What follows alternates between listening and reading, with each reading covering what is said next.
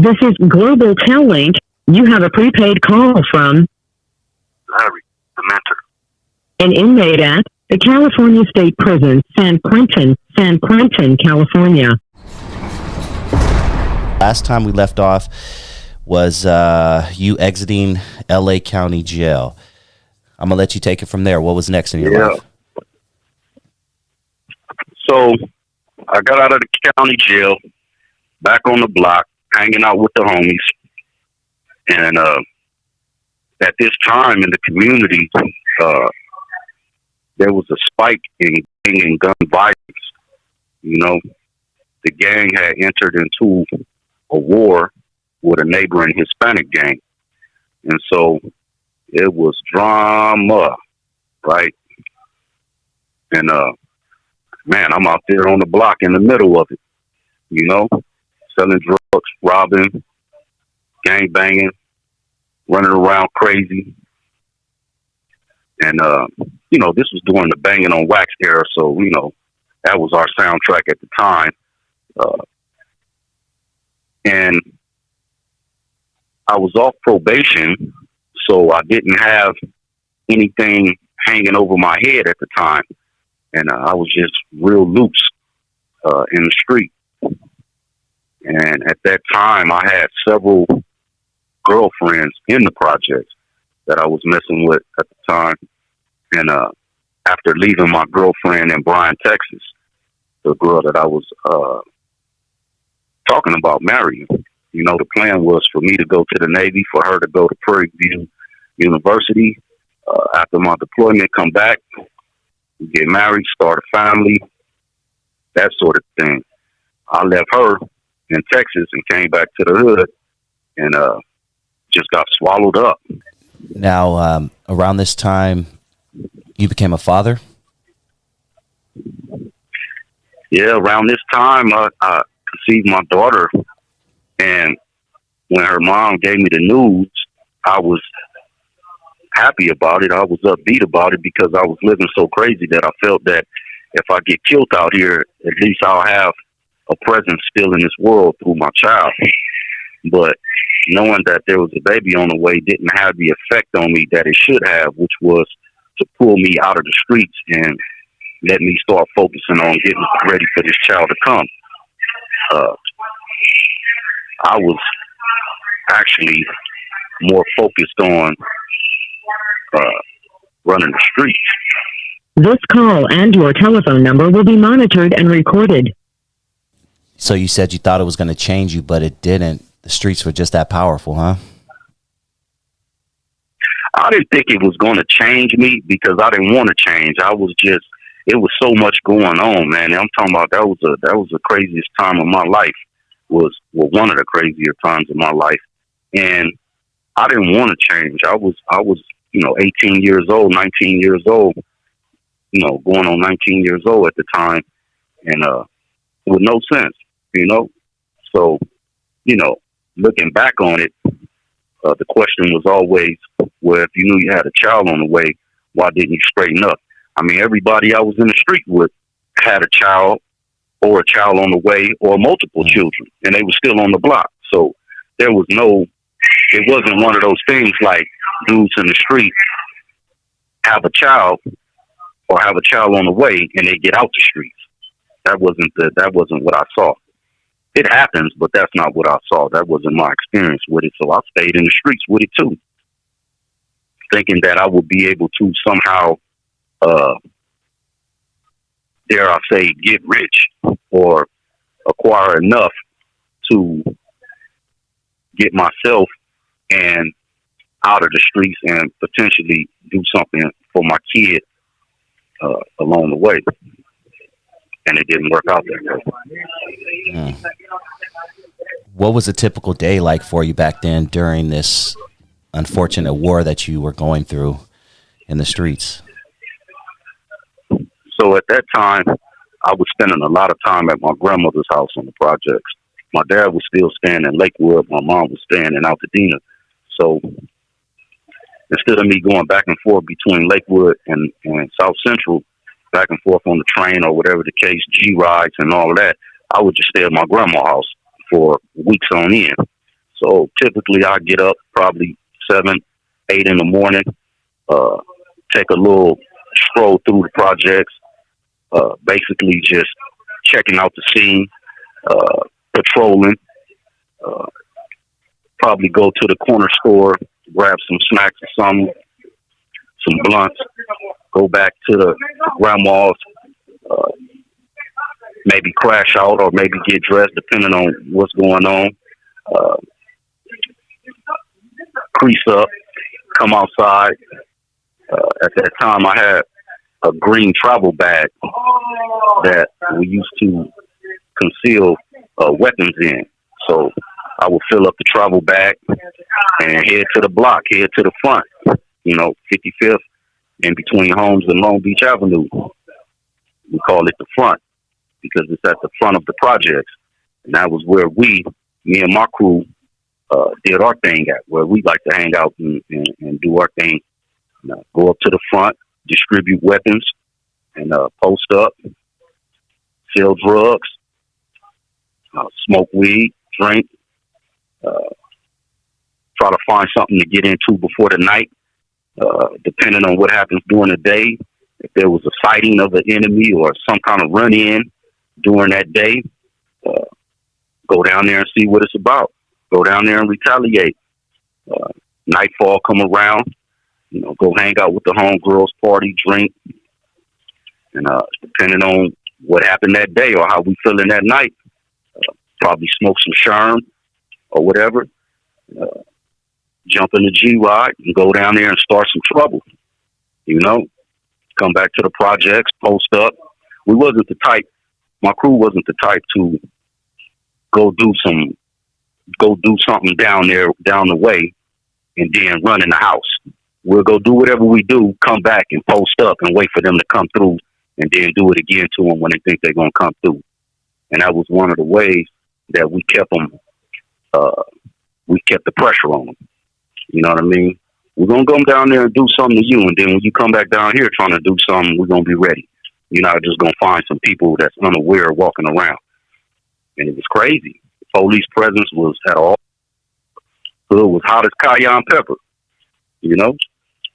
And by 12 o'clock, 11 o'clock, 12 o'clock, 1 o'clock in the morning, probably crash out. Might stay up all night. That wasn't unusual to do an all-nighter. Meaning stay out to the next morning on the front, selling drugs. This was like every day. Did you notice at that time that most of your peers, including maybe yourself, needed to be on something, some type of substance to deal with what you were dealing with on a daily basis? There was no awareness around it. It was so normal. But in reality, when I look back on it, I got hooked on depressants.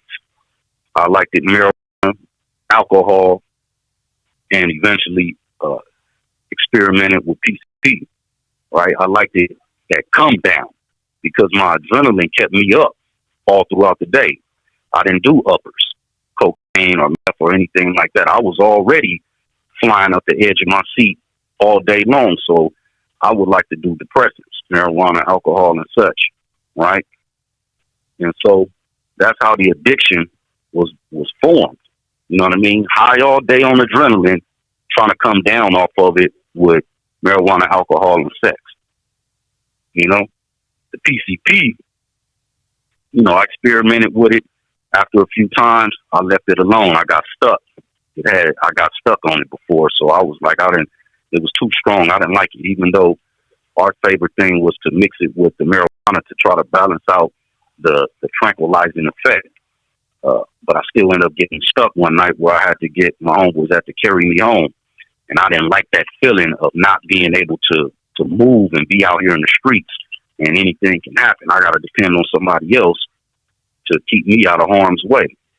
And so I left it alone real early and watched a lot of my peers get addicted to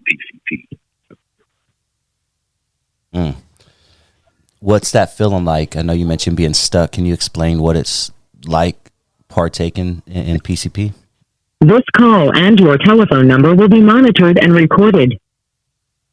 So the time I got stuck, we were smoking straight PCP on the cigarette dip, no marijuana with it, right?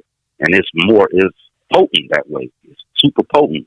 At the time in our projects, we had the water. That was like one of the spots people came from different parts of LA to get it because they knew it was good over there. And so this particular time I smoked, and it went around a few times, and I just realized that I was conscious of what was going on around me, but I couldn't move. It was like my body was frozen, but my mind was panicking because I couldn't move. I couldn't walk. I couldn't move at all. I was just standing there stuck. And when they noticed what was going on with me, they started laughing and asked me, "You stopped?" I'm like, "Yeah, man, I can't move." And it was just a big laughing thing because we wasn't in harm's way at that moment. We're inside the bricks, in between the halfway, in between buildings. So it's like, we're in like a somewhat secluded spot. We wasn't in no danger of the police rolling up on us or no enemies rolling up on us or nothing like that. So they just, they found it funny, but yeah, just straight paralyzed. And it was frightening to me because my mind was saying move and I couldn't. I never experienced nothing like that. Like literally paralyzed, like you got into a car accident and you suddenly realize the rest of your body parts is not working. I was, running around the projects, doing my thing. My daughter's mother had revealed to me that she was pregnant.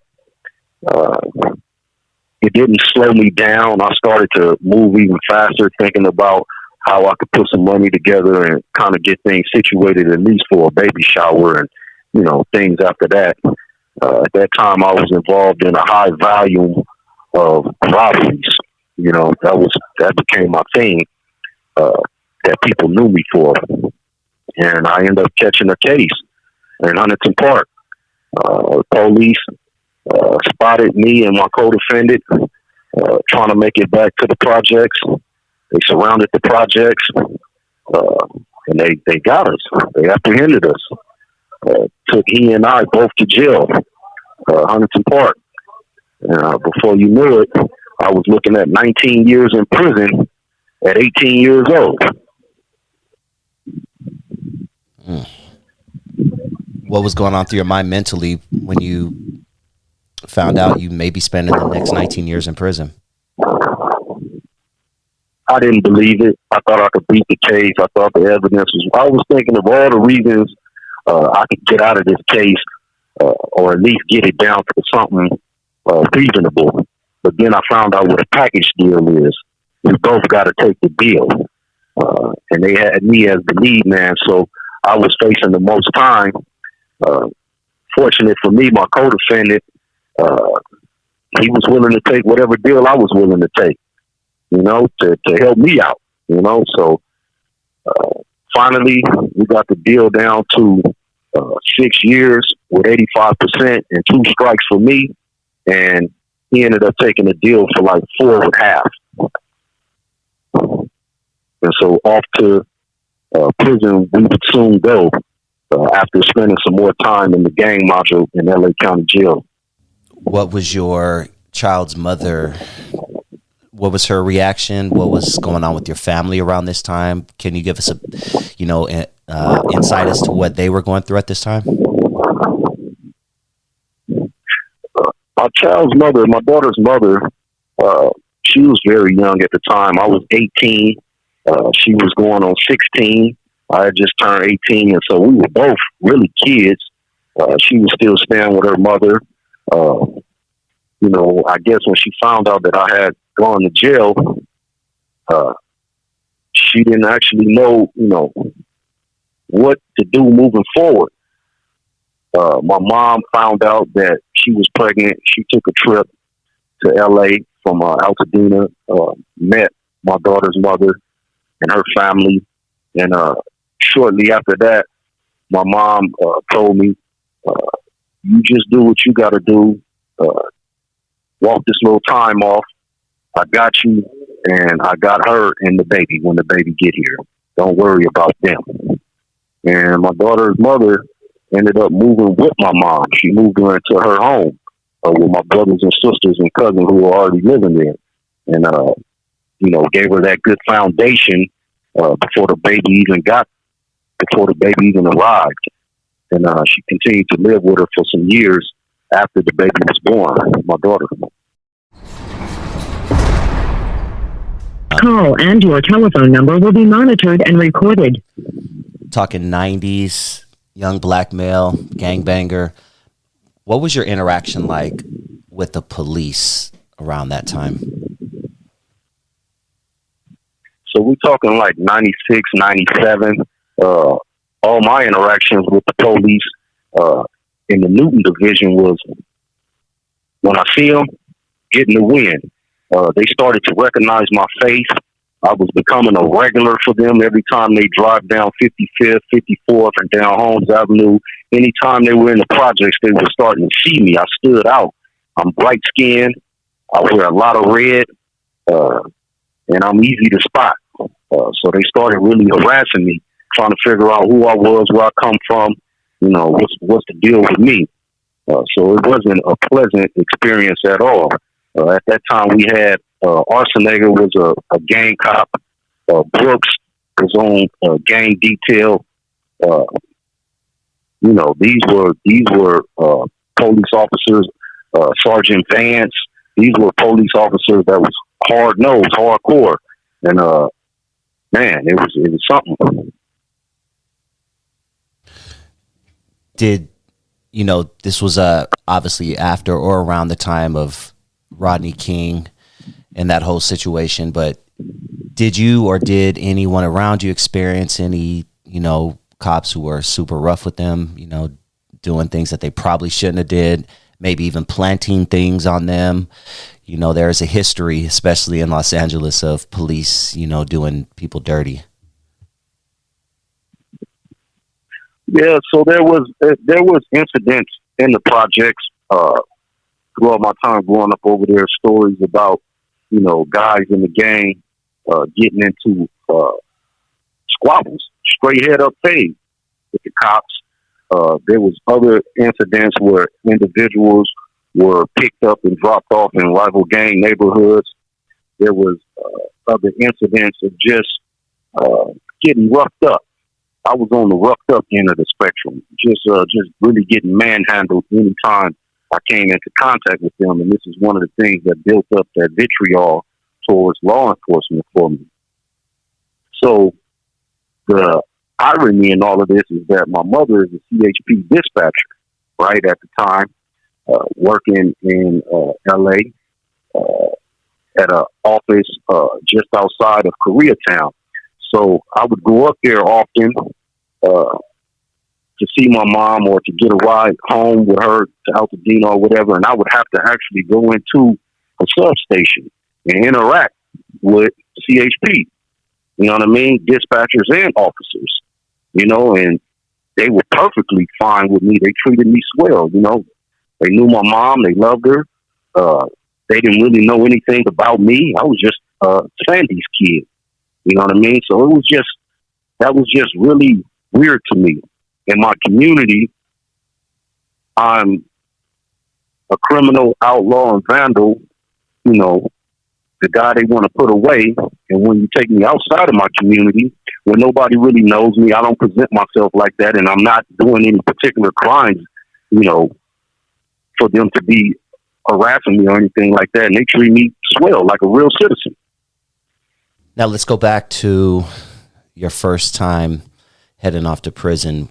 Tell us about the journey before you even step foot in prison. Did you have to stop somewhere, get checked in there? Then, talk to us even about the bus ride. Are you shackled with other people? Give people who don't know the experience, what is it like when you're headed up to prison and when you actually get there? I mean, I got most of my training, my preparation for prison in the blood module. And at that time, I was in the blood module with some legendary gang members, quite a few from my neighborhood. In the cell we were in Baker 7 in 3234. Baker 7, these were some of the rawest dudes that ever came out of my project. These were the dudes I used to run the streets with, looking up to. Many of them had already been to prison, and when we came back and told them, yeah, we took the deal, we growing up, they just kind of like got us prepared mentally, like, don't do this, don't do that, look out for this, look out for that. But nothing they said could ever really prepare a 18-year-old, 19-year-old mind for entering into a level 3 or level 4 prison environment, which we were headed for. I actually ended up going to, me and my co-defendant, we ended up leaving the same night. They took us together. When we caught the bus, the chain, to go to the reception center, we got booked in 2 people apart. So his prison booking number is 2 digits different than mine. My last 2 was 5'4", his last 2 was 5'2". You know, so I had the benefit of being upstate with my guy. We ended up being placed in the same housing unit on the same tier. So we would come out and shop. This call and your telephone number will be monitored and recorded. It just kind of made us that much more easier to digest, you know, because I wasn't up there alone. You know, at the time I had just turned 19 and he had just turned like 20, 21. You know, first time in prison too.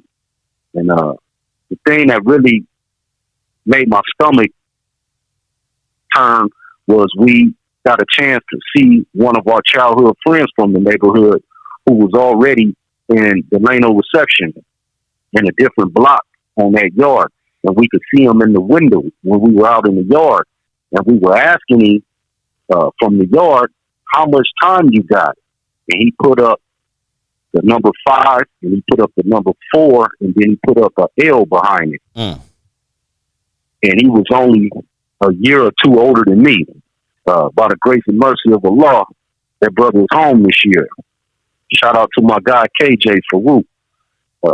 That right there left a lasting impression on my mind. Like, damn, he's the same age I am, and he going up for life. You have 60 seconds remaining. Taken off the streets at the age of 17 and was facing life with a promising basketball career ahead of him. That's when I realized this shit is real right here, man. I got to get up out of here.